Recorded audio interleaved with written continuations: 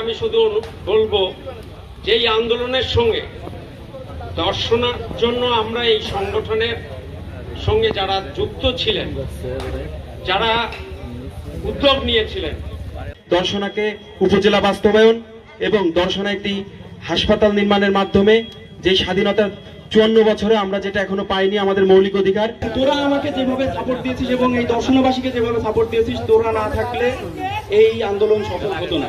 বাসের জন্য অনেক টিকিট প্রাইসটা ছিল বাসের অনেক বেশি। তারপরে যদি সুন্দরবন ট্রেনটা আমাদের পাইতে হয় তাহলে আমাদের চুয়াডাঙ্গায় যেতে হতো। সেই কারণে মনে করেন আমরা যে দর্শনার আশপাশে যে নগরবাসীগুলো আছি, এই সুন্দরবন ট্রেনটা পেয়ে আমরা এই রাত্রিকালীন ট্রেনটা পেয়ে অনেক আনন্দিত। আমরা অনেক খুশি ছাত্রদের উপর, কারণ আমাদের অনেক হয়রানি হতো ঢাকা যাওয়ার জন্য।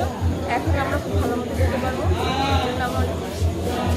আপনাদের চেষ্টার ফলে আজকে সুন্দরবন ট্রেনটা এখানে থামবে।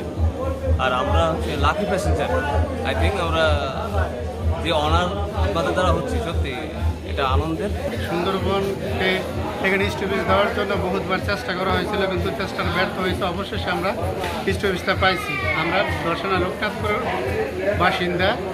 বাসিন্দা হলে আমাদের এখান থেকে কিন্তু আমরা উঠতে পারি না। রাত্রে যারা ভ্রমণ করি আমাদের হয় চুয়াডাঙ্গা যেতে হবে, তাহলে অন্য কোনো ট্রেনে যাতায়াত করতে হয়। যেহেতু আমরা আমাদের এলাকা থেকে পাইছি, আমরা খুব গর্ববোধ করতেছি। এই ট্রেনটা স্টপেজের জন্য আমাদের কোনো সমস্যা না। আমরা অতি আনন্দিত যে দর্শনাবাসী দীর্ঘদিন তার দাবির ফসল ঘরে তুলতে পেরেছে, এই জন্য আমরা অনেক আনন্দিত। এবং এই অত্র এলাকার লোকজন ঢাকাগামী একটা গাড়ি স্টপেজ পেয়েছে, এই জন্য আমরা আন্তরিকভাবে সত্যিই আনন্দিত।